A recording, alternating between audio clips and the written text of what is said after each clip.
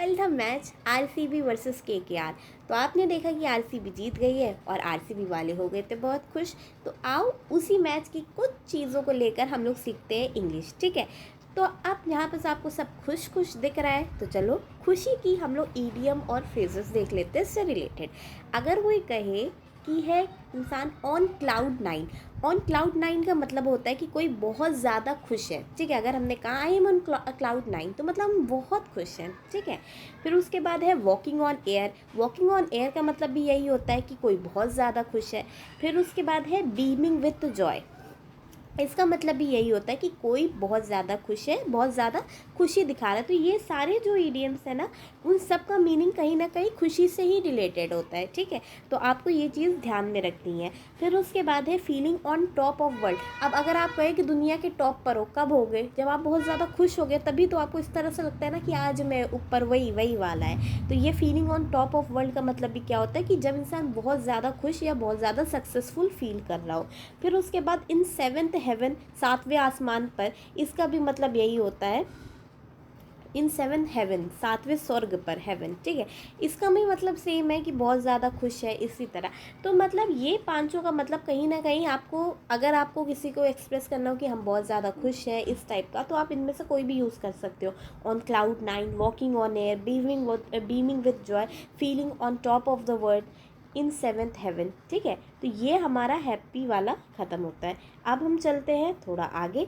अब क्या हुआ था केकेआर के साथ, उन लोग तो बेचारे सैड हो गए थे ना, उन लोग हार गए थे। तो अब थोड़ा सैड वाला देख लेते हैं। अभी खुश वाला देखा, कभी गम वाला देखे, हाँ वही, कभी खुशी कभी गम। तो अब इधर देखते हैं कि bad day idioms. Bad day idioms मतलब कि दिन अच्छा नहीं गया। हो सकता है क्रिकेट में आज कोई जीता कोई हारा, यही तो होता है। कोई भी गेम हो, कोई जीतता है दूसरा बंदा हारता ही है। लेकिन कह सकते हैं कि मतलब दिन अच्छा नहीं गया। देखो दिन तो सबका अच्छा रहता है, ऐसे नहीं कह सकते कि दिन ही नहीं अच्छा गया, अरे मेरा ये बेकार था, किस्मत खराब थी। ये कहना एकदम से बुरी चीज़ है।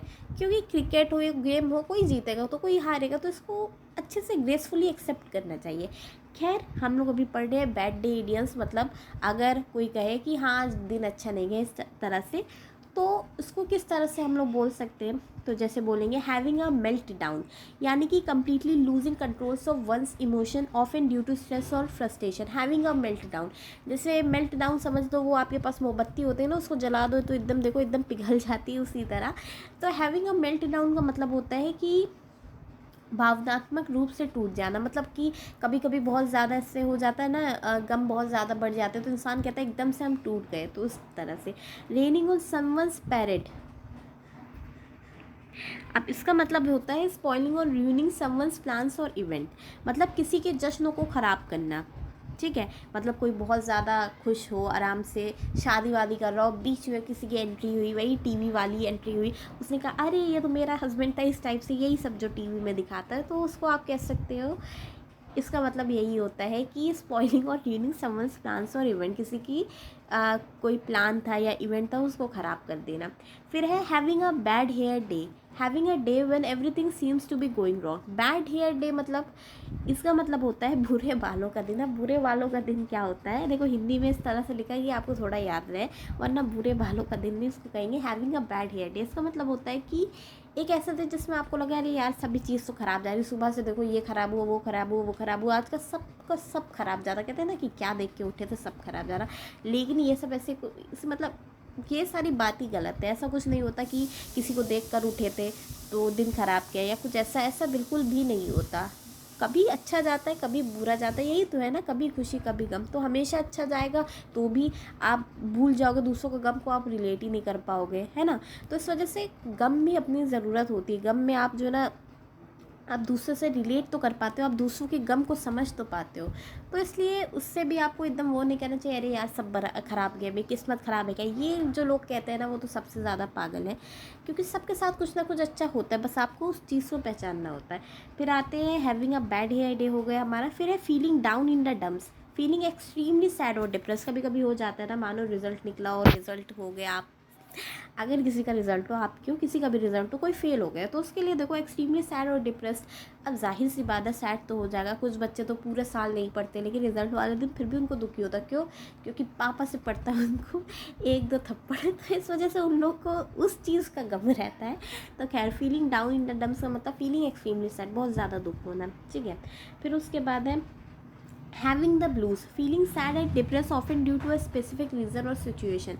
मतलब जैसे अगर KKR का देखो, कोई KKR का एकदम डाई हार्ट फैन था कि अरे KKR के लिए हम तो बहुत ज़्यादा वो करते हैं, तो वो कह सकता है कि उसको बुरा लग सकता है। और रीज़न क्या था कि KKR कल हार गई। खैर, गेम में हार जीत लगा रहता है, कल हारी फिर जीत जाएगी, इसी तरह होता है। तो वो कह सकता है हैविंग द ब्लूम्स, उसके लिए कह सकते हैं हम लोग, क्योंकि वो सैड और डिप्रेस है, क्योंकि कोई स्पेसिफिक रीज़न है उसके पास, ठीक है।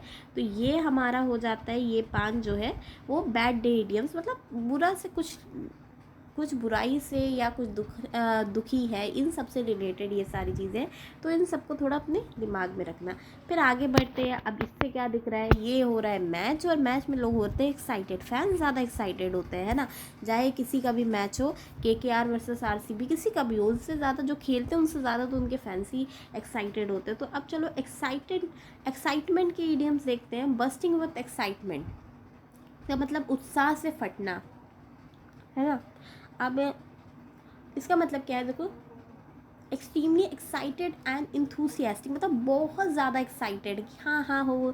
मतलब जैसे आप कहीं गए हो, या तो कोई चीज़ मान लो हाँ, आप मान लो किसी चीज़ में जीत गए हो और आपको फर्स्ट प्राइज़ स्टेज पे मिलेगा, तो आप बहुत एक्साइटेड रहते हो कि हाँ, अब या तो एग्ज़ाम दिए हो और आपको पता है कि आप शुरू से फर्स्ट ही आ रहे हो, और आपको पता है रिजल्ट के दिन भी आपको फर्स्ट ही आएगा, तो बहुत एक्साइटेड हो, जल्दी चलो मम्मा, पेरेंट्स टीचर मीटिंग में जल्दी चलो, आज रिजल्ट है, जल्दी चलो, अरे ये इस सब बहुत एक्साइटेड रहोगे आप, क्यों? क्योंकि आप फर्स्ट आ रहे हो, तो आपको पता ही है। तो यही है बस्टिंग विथ एक्साइटमेंट, बहुत ज़्यादा उत्साह होना, अंदर से बहुत ज़्यादा इससे उत्साह रहना। On the edge of one seat, extremely excited and eager to see what happens next. On the edge of one seat मतलब अपनी सीट के किनारे पर, अगर कह सकते हैं जैसे एकदम से कोई सीट है, कोई कुर्सी है, कुर्सी के एकदम से किनारे पे आप बैठे हो, तो उसका मतलब क्या होता है कि मतलब बहुत ज़्यादा एक्साइटेड हो कि देखने की अगली चीज़ क्या आ रही है।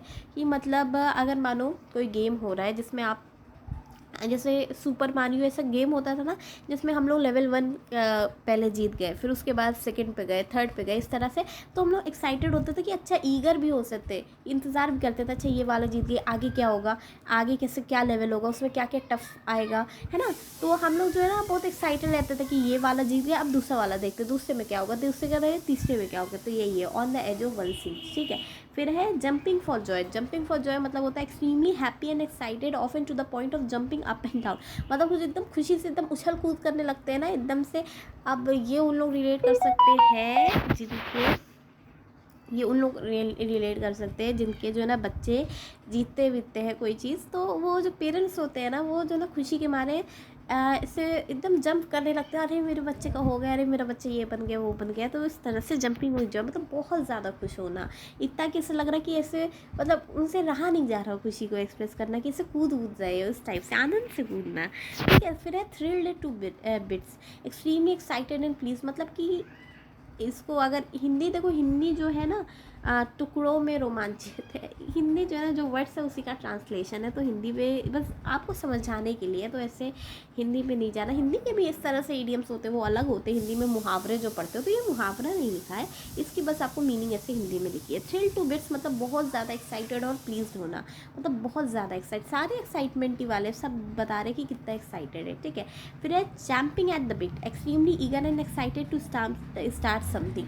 मानो जैसे छोटे बच्चे होते हैं, वो उनका रिजल्ट आ गया, नेक्स्ट क्लास में जाना हो, क्लास 4th 5th ऐसे बच्चे हो, 3rd क्लास में पास हो गए, 4th में जा रहे हो, तो उन लोग बुक्स लाते हैं, अपनी मम्मा लोग को दिखाते हैं, मम्मा ये देखो बुक्स देखो, मम्मा ये वाला भी चैप्टर है, मम्मा ये भी पढ़ना है, मम्मा इस पर कवर का उसको बुक की स्मेल ही करते रहते, उसको स्मेल करते हैं बुक्स को, बार बार उसको पेज पलट पलट के देखते हैं, भले ही ना पढ़े फिर, लेकिन अच्छे से देखते देखते हैं, है ना।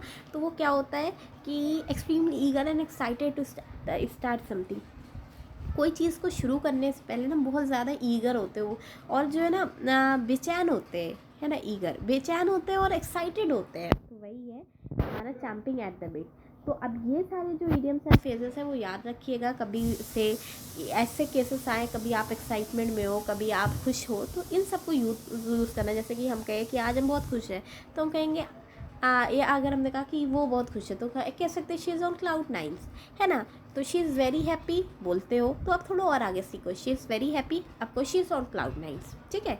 तो वो ज़्यादा सुंदर लगेगा सुनने में, ठीक। तो ये हो गए एक्साइटमेंट वाले idioms. Bursting with excitement, on the edge of one seat, jumping for joy, thrill to bits and champing at the bit, ठीक है। तो ये आपकी 15 इडियम्स एंड फ्रेजेस आज हमने सीखे। So keep learning.